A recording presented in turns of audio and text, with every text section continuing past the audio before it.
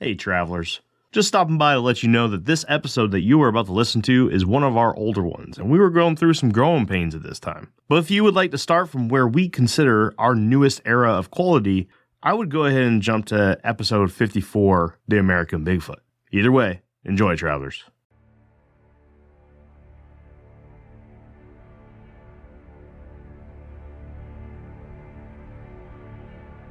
Established on July 1st, 1915 in northern New Mexico, the Santa Fe National Forest encompasses 1.5 million acres of beautiful and dangerous terrain. In the summer, temperatures averagely reach into the mid-80s by midday, making this a summertime destination for all who appreciate the outdoors. Rainbow and cutthroat trout attract fishing enthusiasts to the park's 620 miles of streams and lakes. Bighorn sheep, mule deer, elk, black bear, and mountain lions are all natural residents of the park's flourishing forests. But as we've learned before, the national park system has a darker side. One that's shrouded in mystery, death, and strange occurrences that defy what we know about the world we call home. There are over 13,000 open missing person claims in the national park system, and over 250 of those come from Santa Fe National Park. Some of these cases include stories that just don't seem to make sense without the involvement of the unnatural, supernatural, or unknown. And those are the stories that we will explore on today's episode. National Park Mysteries Part 4, Santa Fe. Welcome back to Infinite Rabbit Hole.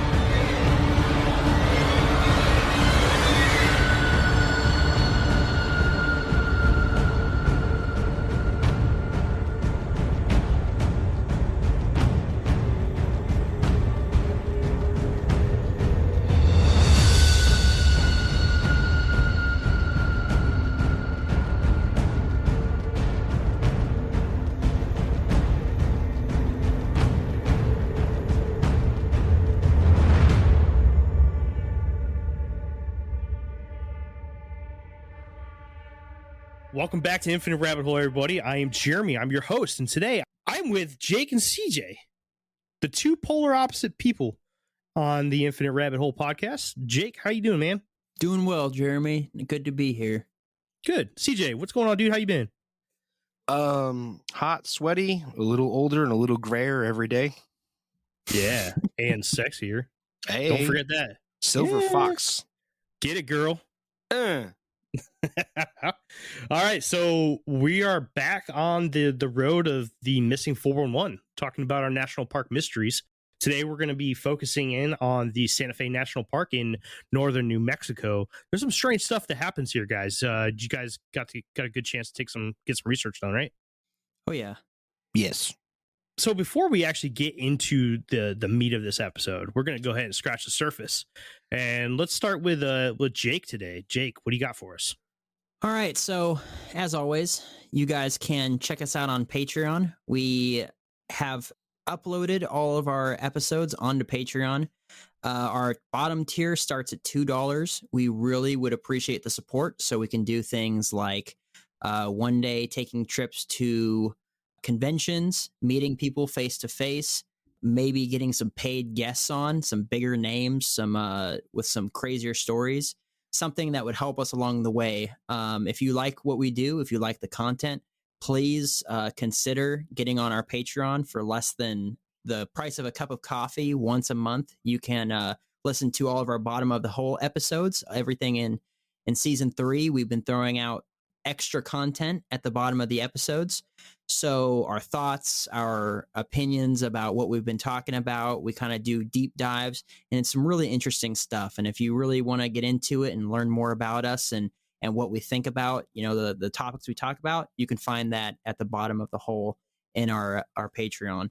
Also, we really like to get feedback in the form of your voice and you actually talking to us. And so the one way you can do that is by leaving us a voicemail. So if you go to anchor.fm/infinite rabbit hole, you can leave us a voicemail and we will play it on our next available episode. We did one already, and we'd love to have more. Even if it's not great, even if it's some hate mail, we will play it, and then CJ might talk some crap about it. But we would love that feedback from you. You can also hit us up on YouTube, where you can leave a comment, a like. You can subscribe to our YouTube channel. Please feel free to hit us up. Yeah. If you guys want to reach out to us on the social medias, go to Twitter at InfiniteRHPod, and the Instagram is also InfiniteRHPod. You can reach out to us on Facebook at Infinite Rabbit Hole and join the little group, join the page, interact with us, send us messages. We'll reply. We like interacting. And especially if you have like stories or something of your own that you'd like featured on the show, please submit it, and we might actually read it off, or maybe invite you onto the show yourself to come tell it personally. Hell yeah, absolutely. And one more thing that I just kind of want to start doing as part of this this upkeep in the beginning of every episode, I just want to do a quick recap of the last episode. And the last episode we did was a 2-part series on the hidden messages in music. We covered songs from the Flowbots, Rage Against the Machine, A Perfect Circle, and My Chemical Romance. There was some really good stuff. A lot of it was government based, hidden messages, and different ways that you can kind of you learn to listen to, not just listen to music, but actually hear it. Thank you. I'm sorry, I'm having a brain fart. But yeah, so different ways that you can interpret music. Like for a good example is Jake brought the song Pet from A Perfect Circle to our attention, and we all like heard a different song when we listened to it. And we all kind of took it and saw it through our own eyes, which I thought was really cool. So please, if you guys haven't had a chance yet to listen to those 2 episodes, it was a 2-parter. Please take a second. They're really good. My personal favorite out of the whole thing was Jake's at the end. So I think if anything, you guys need to go listen to that one at least. Now that we got that out of the way, let's dive into the new episode. So, National Park Mysteries Part 4. We are on Part 4 of this already, guys. Jeez. This is my first one being on it. I know, that's crazy. This is my second one. They like it though. They like it. National Park Mysteries, good stuff. Well, they like death. They're just a whole bunch of darkness. Yeah, they like death. They like disturbing stuff. We found that out with the Shadow episode. Yes. So yeah. Yep. Oh, I think they like me. Oh, I think they like me. All right, we're done. The early 2000s. Nope. They just like death. That's all. Yeah. Death. Or maybe the fact that true crime is the dominating podcast genre in the entire world might have something to do with it. Yeah, I've been kind of thinking about dabbling in My that wife ourselves. listens to that. I will abandon our friendship. I won't. No. I've been talking more along the lines of like serial killers and cult leaders and stuff like that. Like where we can dive into the psychology of them and stuff. You know my boy Mike that I had on Mystery Stone? Yeah. He was a cult leader. Really? Dead ass. He was a cult leader. Deceased butt cheeks. Cult leader. Yeah. His cult was called Kentucky Pluto, or KP for short. And they were a big deal when we were kids. They actually went international, like across the ocean. Really? Yep. Huh. All right. Well, maybe we'll have Mike back on. He wants to talk about KP in the worst way on a podcast. Like Cool. As an advertisement for joining? No, he doesn't operate. He doesn't operate it anymore, but he does have a pretty wicked tattoo of their logo and stuff on his arm. Nice. Huh. Anyways, moving on, so we're not getting too caught up in that rabbit hole. Let's talk about Missing 411. All right. Right. So Right. just as kind of like a recap into what Missing 411 is, in case anybody is listening to this for the first time or one of these National Park Mysteries episodes for the first time, Missing 411 is the phenomenon that there are a plethora of missing people and strange cases that occur in the national park system across North America and in the United States and Canada. A man by the name of David Pilates, who is an ex-police officer, actually brings the whole thing to the forefront and kind of opens the eyes of everybody into this serious thing that is happening. Why is it serious? Why are these missing people so mysterious, and what makes it so crazy and weird? Well, one, the government doesn't keep track of missing people in the national park system. right? So that's like the first red flag is like, why? Well, if you want to hear our thoughts and opinions on it, please go listen to the first 3 episodes. I'm not going to sit here and beat a dead horse. There's a lot of really good opinions on the first 3 episodes, 2 of them in season 1 and 1 of them in season 2. So I can't talk about them enough. They've beaten that horse back to life by now. Yeah. So we're not going to continue doing that. So please check out those episodes. They're National Park Mysteries Part 1 is by far our best performing episode. I've gotten a lot of really good feedback from it. So if you haven't had the chance yet, go check it out. But just to kind of recap some of the things, right, about Missing 411, we're going to talk about the profile points. So Mr. Polides, he kind of points out these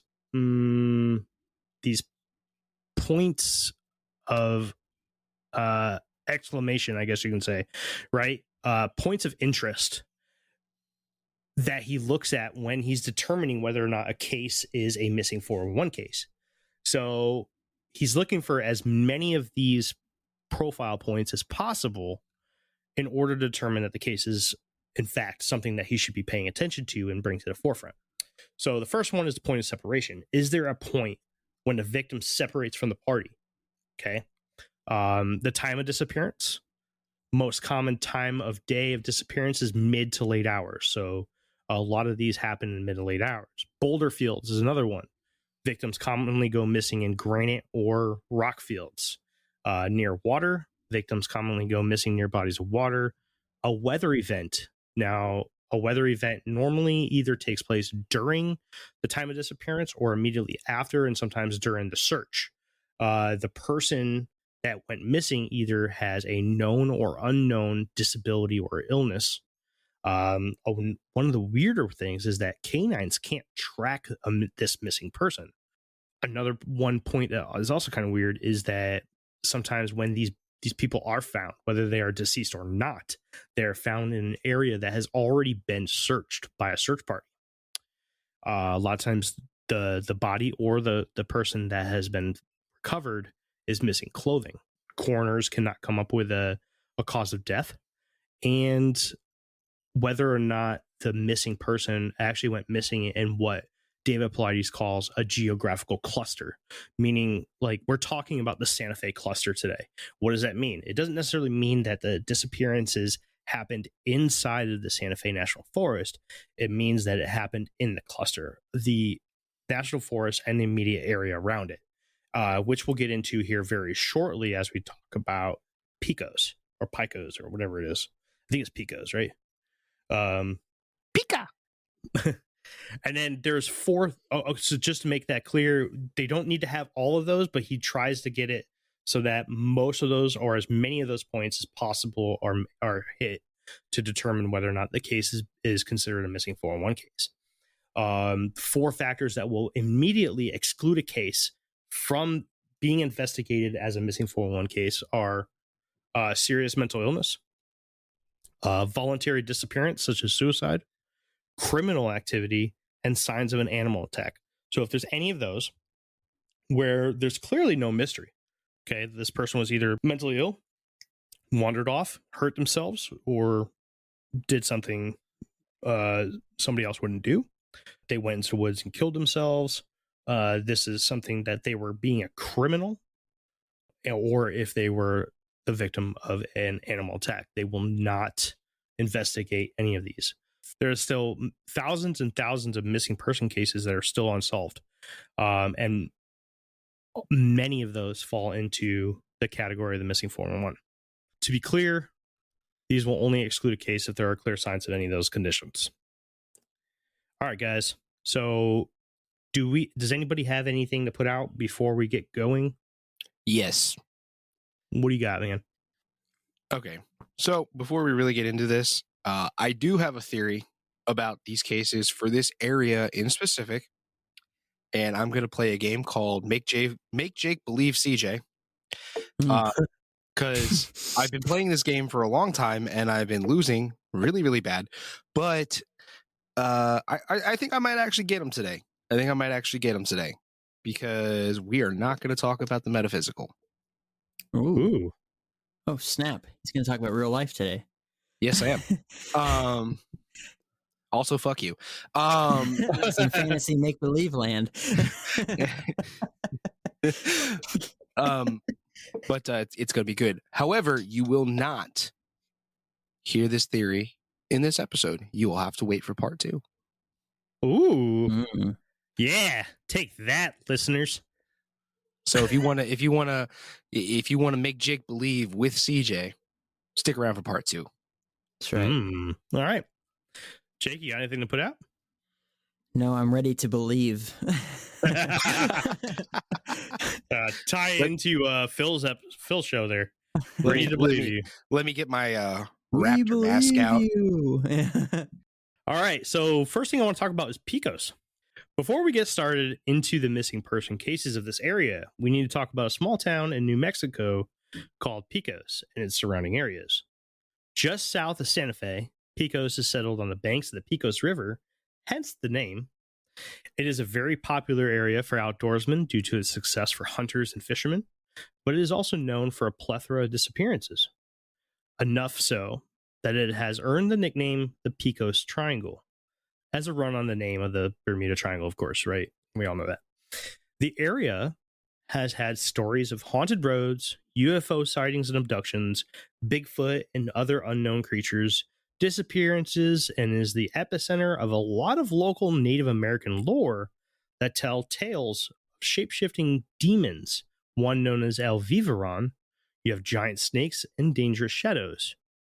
Early Europeans told stories of strange lights and people simply vanishing into thin air. Many people that visit the area within the Picos Triangle now tell stories of their encounters with lights that dance in woods at night, bright flashes that originate from nowhere, and creatures that stalk them out of the forests. So, does anybody here have anything to add or comment on in regards to the Picos Triangle? It's hot all the time. Heat lightning. It's not hot all the time. It's hot all the time. We live in the north. That shit is hot all the time.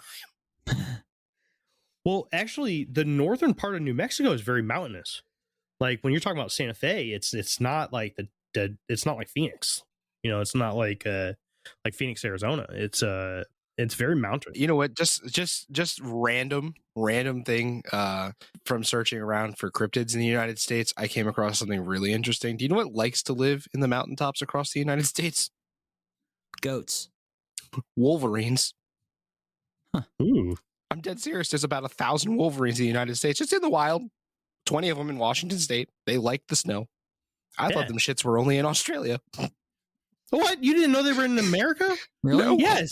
That would completely that wouldn't make sense to Napoleon Dynamite if he was hunting wolverines with his uncle in Alaska, if there weren't any in Alaska.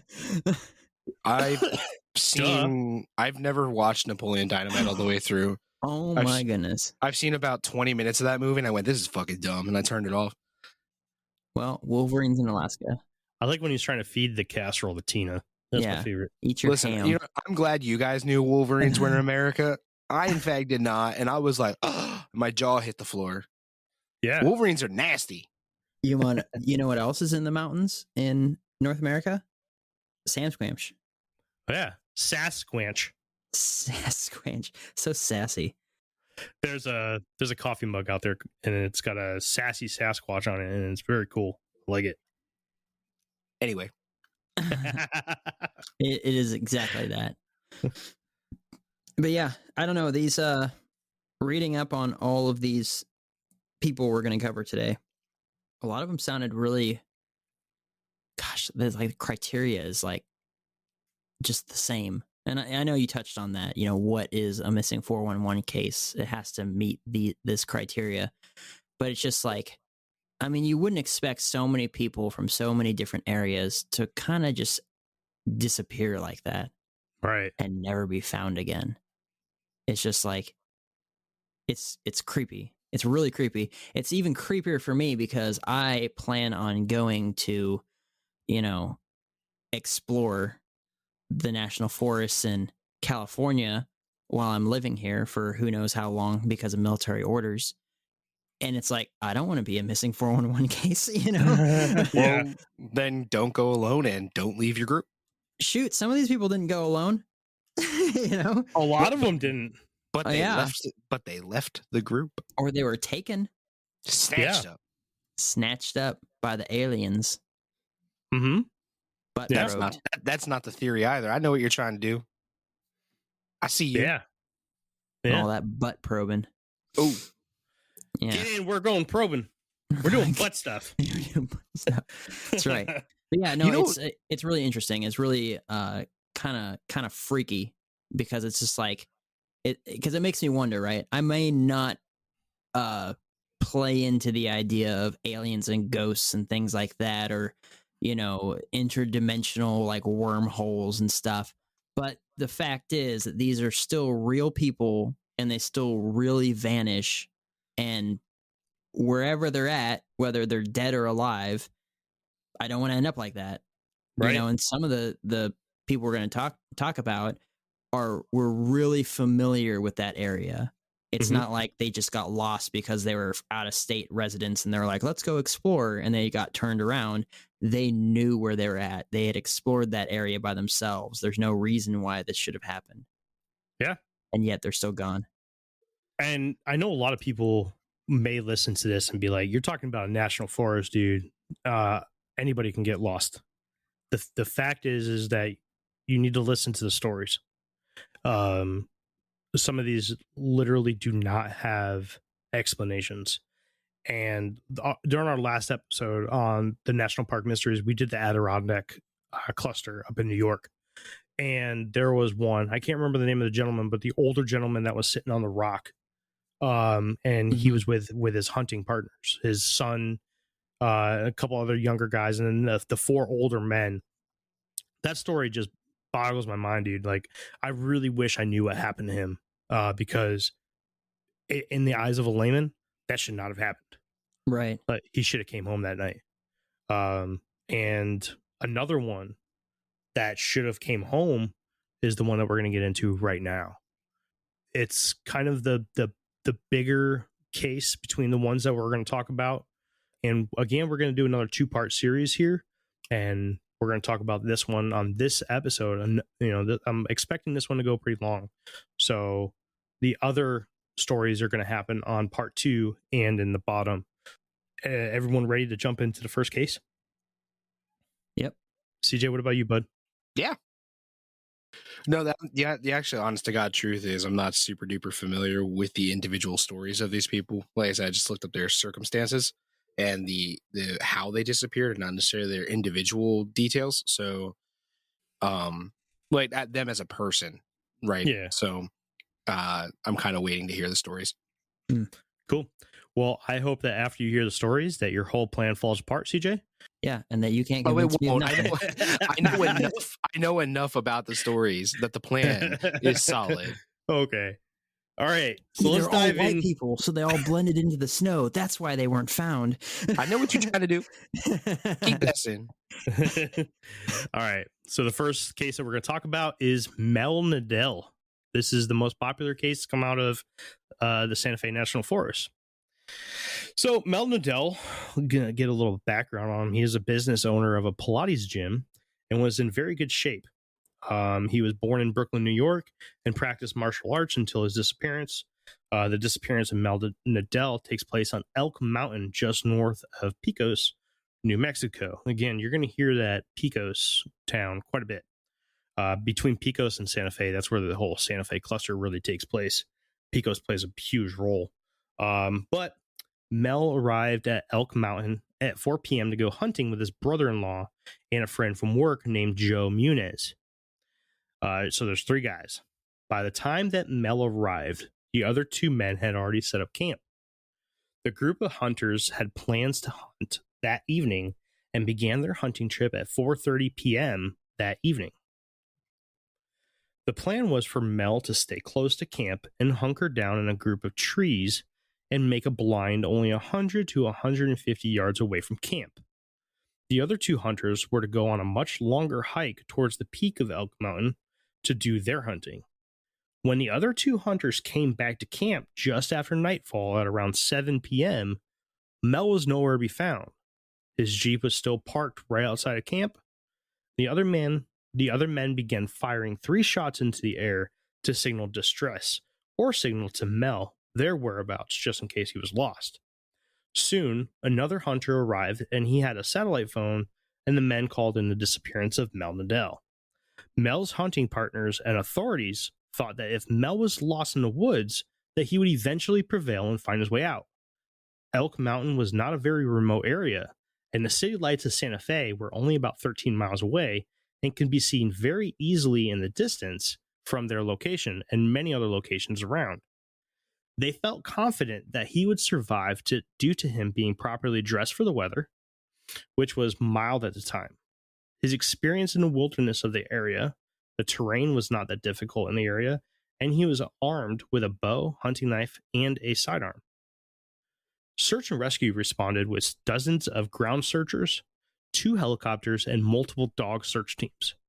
The crew tracked his footprints and scent path going in the direction of where Mel said he was going to be. The footprint trail stopped suddenly, and at the exact location that the footprints disappeared, the dogs that were being used to track his path became very confused and even aggressive. It was as if he simply flew away.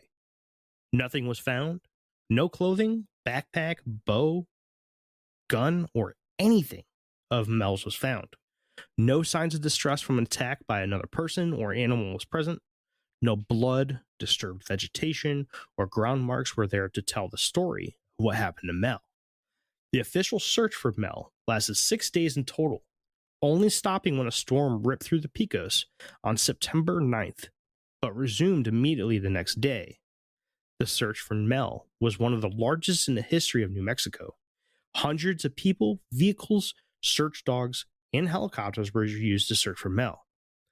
To this day, not a single article of clothing or any piece of evidence or a body has been found in the case of Mel Nadell. So what do you guys think? Out of all 4 of the cases that we're going to review on this episode, I think this one is probably the most bizarre because he was so close to camp. Yeah, he was only 100 yards away. Right. He should have been able to just like look over and be like, oh, there's the campfire. There's the Jeep. And sitting in a blind, like you're that close. It is very strange that you could just up and get lost 100 yards. Like we have like a psychotic episode and, maybe he found what he thought was a berry and ate it. Right. No. Well, the thing that's weird is like this dude's footprints, like the disruption in the vegetation are in his pathway to the place where he was going to build the blind literally just ended. Mm-hmm. Like, okay, so one of the theories, right? And I'll retouch back on it when I go to my little spiel, is that Mel, like one of the only ways that this could happen where it doesn't involve like any form of supernatural or extraterrestrials is that he had to have walked backwards through his footsteps perfectly, laying the heel of his foot back and making the footprints look like they're moving in a forward progression. Like he had to step backwards perfectly and then like turn around when he got into like some vegetation that wasn't going to be messed up by his trackways and jump in a car with somebody away from the camp and move on and start a whole new life somewhere. I have a significantly way more reasonable explanation for all of that. Well, that does not involve him like perfectly walking in his own footsteps. Oh, it's coming. It's gonna be good. I can't wait. I hope it's really good. I hope you're not making everybody listen to 2 episodes of this just to hear your stupid shit. I hope it's... hold on. Let's go over something. That is not beneath me to do. Okay. But no, I promise you that this is good. This is good. And the evidence mounts. Well, good. So let's let me talk about some of the most common theories about what actually happened to Mel Nadell, right? One of them is, what if Mel shot an animal and wandered after it to track it down and got lost? Okay, but why did his trail end before the hunting blind? And why were the dogs unable to track him any further? His trail would have continued, right? Especially the tracking dogs. Right. Another one is, one of the most accepted theories is that Mel may have purposely backtracked in his own footprints to flee and begin a new life away from his family. But everyone that knew Mel said that he was a very proud family man. He loved his wife and his child, and he would never have done that. He owned a business, a successful business, and he was in zero debt and did not have any known enemies. His bank accounts were never touched and never had an attempt to access them after his disappearance. So his bank accounts were full. Like, they had a good chunk of money in them. I don't know the exact amount, but somebody had said in the thousands. And there was never even an attempt to access his bank accounts, as like a lot of people that would start new lives would do. The other thing with that theory, though, is like when you look at double stepping in your footprints, like have you ever tried to walk in your own footprints, like in the snow? It's like, impossible. Right. Like you can tell that spot was stepped in twice. Let alone he's did this for 150 yards. Bro, you're not doing that for 3 steps. It's bullshit. There's no way. It would take him hours and hours and hours, and by then his people would have been back and be like, what the fuck are you doing? Right. Like, get in the fucking blind. You're staying out there tonight. Anyways, another popular theory is that he was attacked by a wild animal. Those who investigated the scene, I've read a couple different accounts of investigators actually at the scene say that there's no way. There was no damage to the trail or his camp. There were no signs of an attack at all in any form. Is there no way, though? Is there a Thunderbird in that area? Where's the Thunderbird from? Oh, is that what you're going to get to, CJ?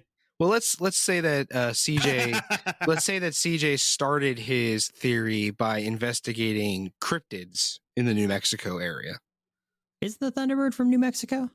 No, Thunderbird's from all over North America. Pennsylvania, it's really prominent in. It's everywhere, dude. East Coast stuff, and but you can't pinpoint it to a certain spot in the. I'm just saying, a large bird of prey swooping out of the trees and picking them up and carrying them off. But that'd be fantastic, like a dragon-sized bird, just. Dude, I cannot wait until we can do a Thunderbird episode. I have so many awesome theories about Thunderbirds. Pterodactyl. Yes. Anyway. Yes. 100%. I agree. Okay. It was aliens. Anyways, in a case that makes no sense using known and comfortable theories, we are left to look at the unknown for possible answers in the disappearance of Mel Nadell. Was he abducted by a UFO or aliens? Did he simply step through a portal to another dimension or parallel world? What are your thoughts?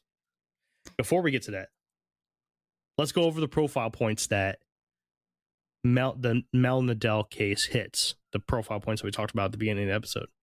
Really quick, the theory about the interdimensional portals, right?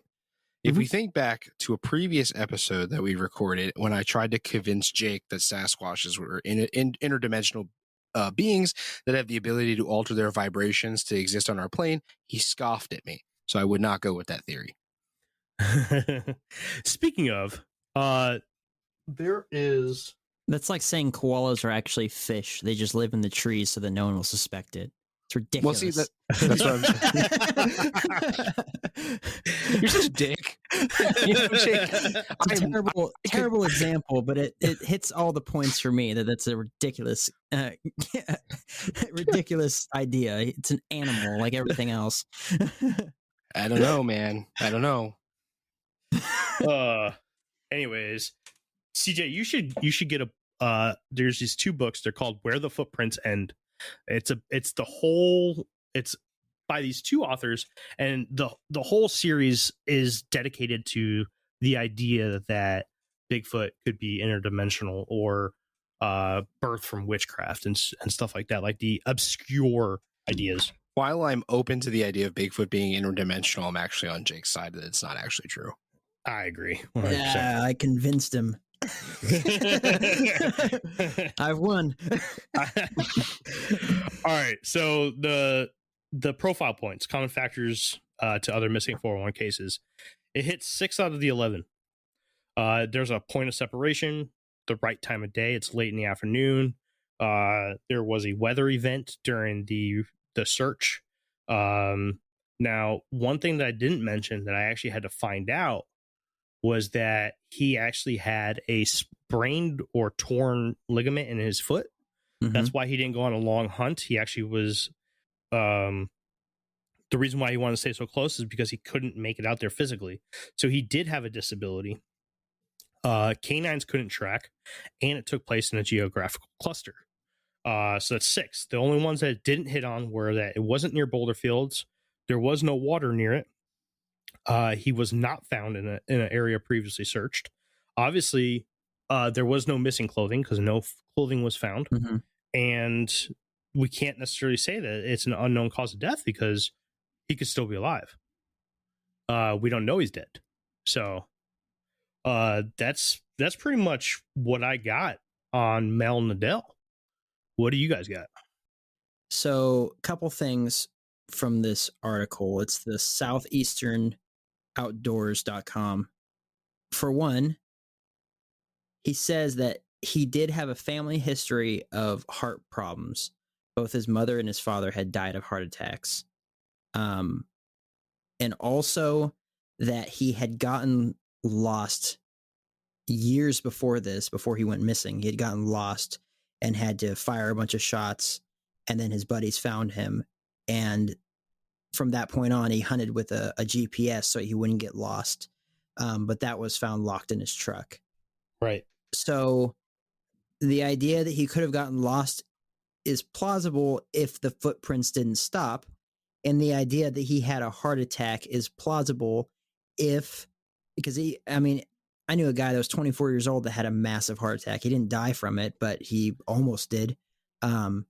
Especially the complications from it, because he fell down a set of concrete stairs and broke his head open and stuff. And thank goodness some drunk guy walked up next to him and called the police. But he, a heart attack can happen to you at any point, really. You know, if you have family history of it, you know, whatever, you could be a really healthy guy and still have a massive heart attack. That's kind of like with the silent killer that gets a lot of people. But that even still, his body would be there. Or if anything, you know, the idea that a wild animal then consumed his body, which is a horrible thought, but it certainly happens. The hunting dogs wouldn't have had nothing to go off of because there'd be pieces of clothing there. There would be the body being dragged somewhere. There would be something recoverable from it. So the fact that his tracks or his footprints just stop and that's it leaves me scratching my head. And it's just like, well, if he didn't continue on the ground, then did he go up? You know?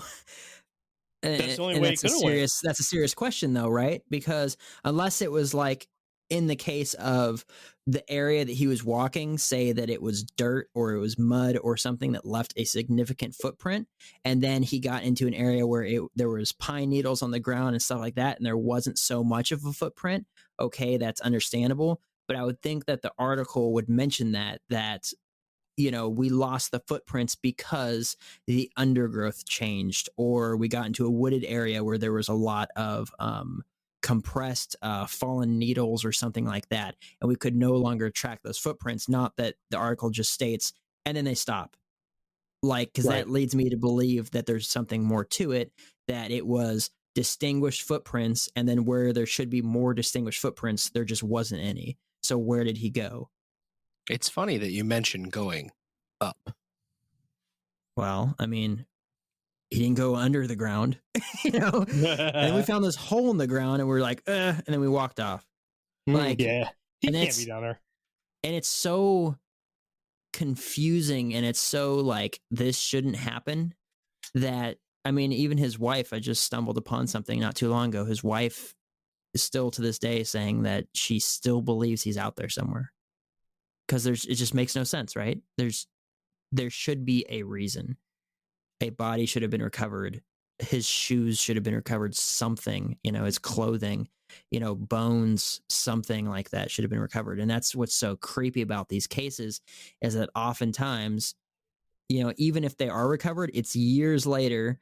We find like that kid, that child that went missing, and his shoes were found, and they didn't look like they had been in the woods for 4 years or whatever the time frame was, right? Like they were perfectly clean and preserved. And it's like all these cases have that eeriness to them of something that shouldn't happen. So hopefully it's just something as easy as he walked backwards to trace his footprints and then decided to go live a new life somewhere, because the alternative is that we have no freaking clue, and that's frightening. I have a clue. Well, you have a clue, but you're unwilling to talk about it. Oh, we are going to talk about it. Like I said, it's funny that you mentioned going up. That's the only way he could have went. That's the only way. I'm pretty sure he did. I'm pretty sure he went up. Like into a helicopter? No, but that would be cool. Part of his business venture was also privately owned helicopters. Not sure. Yeah. Yeah, I mean it's a head scratcher for sure. I just want to point out that there has been other cases where this seems to be the thing, right? Where I can't remember the name of the kid, but on the very first or second episode that we did for National Park Mysteries, there was a little boy who disappeared from his backyard. It was a farm or a barn or a little cottage or something. Mm-hmm. And it literally seemed like he flew, and like all of a sudden in a field of snow, his little 5-year-old footprints showed up for like 7 steps and then disappeared again. That's horrible to think about. Yeah. But then he was found like 2 miles away in another field, face down in the snow. Yeah. Alive. Oh, good. At least he was alive. Yeah. Like, I mean, the guy is still alive to this day. He doesn't remember any of it because he was so young. Shoes. Yeah. Yeah. He still has the shoes. Probably repress the memory. I mean, that's super, super traumatic. And that's something kids do. I mean, adults will do it too, where something horrible like that happens and your brain will just be like, we're not ever going to remember that. Yeah. That's right. But so like during that episode, we did a deep dive into that. Like we Googled the birds that were around the area. We came up with the eagle, right? The eagle being probably the strongest bird around that area that could lift a child. Well, it turns out that that eagle's max weight that it can carry isn't even like half the size that child was. It's like 15 pounds or something. Yeah, and this kid was like 40 or something, 35, 40 pounds. And so it doesn't necessarily make sense that it was an eagle. It would have to have been a cryptid or some kind of really weird shit going on, Mm-hmm. So this case kind of reminds me of that. It's like there has to be something in the skies. And I am a believer. One of the few cryptids that I do actually really believe do exist, and that we're I think that they're mostly a case of missing identity, is the Thunderbird. I think you can say Mothman. I love Mothman too, man. I don't necessarily believe in Mothman. I think Mothman is a case of missing identity as well. But we'll get into that when we actually talk about Mothman. I don't want to piss off any Mothman haters out there. I love Mothman. That's my boy. But definitely better than Owlman. Definitely better than Owlman. But there's something strange going on that has to deal with people being lifted up off the ground. That's basically the case I'm trying to make, is that a lot of these missing 401 cases are very similar to this, where the trail of somebody's path just ends. Yeah. And dogs don't know what to do, dude. Like, dogs are, dude, their sense of smell is insane, right? They can track people like no other. Like days after, even after rainstorms, they can still track. But for them to just say, oh, he's gone, they either got to go up or they got to go into another dimension. That's it. I don't have any other explanations for that. Nothing else makes sense. Mm-hmm. Until CJ says, I've Something cracked that- the case. I went there. I'm pretty sure I did. You can call me Sherlock Holmes. Well, since I'm guessing we're near the end of part 1 here, I'll leave you this. What if he went up but didn't leave the area? You're definitely not going to convince me. Oh, I am. It's going down. It's going down. And this is a completely realistic theory too. I promise you. You know he's not Chris Angel, right? Yeah. Okay. I told you sure. it has nothing to do with metaphysics. There is no magic involved. Okay. His name's Mel Nadell, not Chris Angel. Okay. Okay. All right, good. Just want to make sure. And your name's David Jeremy. Blaine, maybe. My name is irrelevant. Your name is what? Your name is who? My name is Chicka Jeremy. Oh man. So yeah, that's pretty much all we got for the case of Mel Nadell. I know this was a short one, and there's not a lot to really talk about here because it's so strange, right? We can go through all of the things that make sense. Bear attack, cougar attack, got lost and everything, but this case really does a good job at negating all of those. You're You close. Shut up. But you listen to the investigators, right? And it's hard to believe that some dude sitting in a spare room in Pennsylvania could come up with a better idea than an investigator. I don't know. Not some dude. The best thing that I could think about was that like a mountain lion got him and dragged him up into a tree and You're close. maybe ate him, maybe left him there. But either way, I would think if there was helicopters and stuff flying around, I get it, he's wearing camouflage and stuff, and there's a search party, but those people don't just stare at the ground when they're walking. They look up, they look around. Can you see clean to the top of a tree though every time you look up into one? No, I mean- but there was helicopters in this, and they were equipped with FLIR. Right, Oh, they use yeah. heat technology, but if something's dead before and gone cold before the FLIR gets out there, Yeah, but okay. So how long does a dead body hold heat? depends what eats it.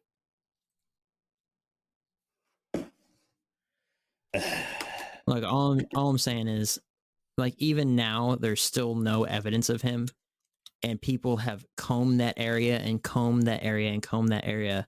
Let's just talk about the really gross, nasty stuff. Human bodies decompose after a while, and limbs will start falling off, which means his shoes would fall off his feet with his feet still inside of them. I think Super CJ's talking about him being poop now. Yeah, but his clothes wouldn't be poop. Not necessarily true. Have you ever seen a cat eat stuff? Cats will eat anything. Cats eat a license plate if they could get their mouth around it. Okay, so I just Googled how long does a dead body hold heat?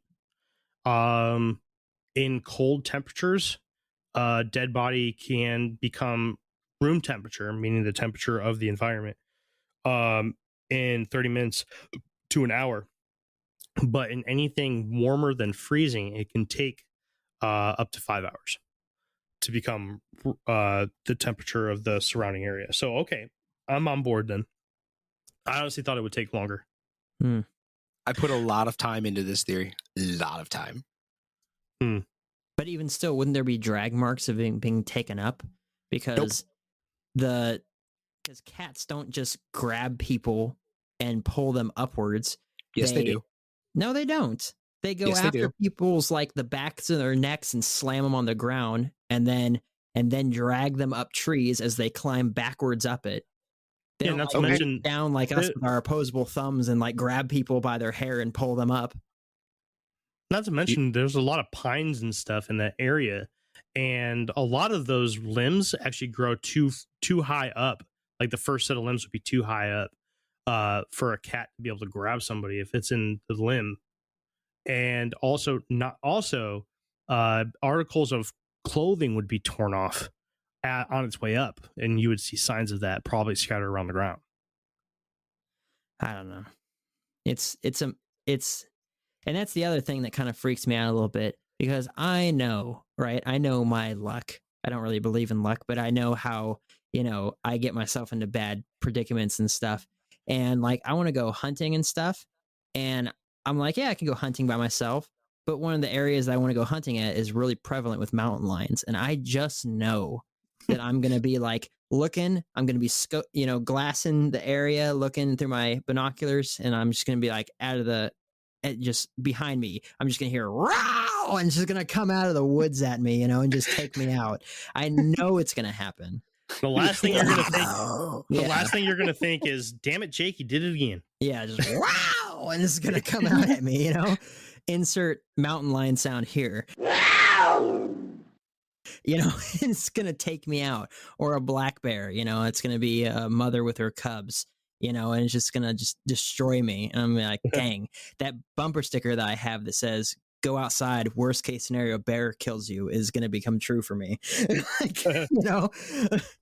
And so it's just like, yeah, it's a lot of creepiness. It's a lot of like, well, I don't want to end up disappeared or butt probed or eaten by a mountain lion or something like that.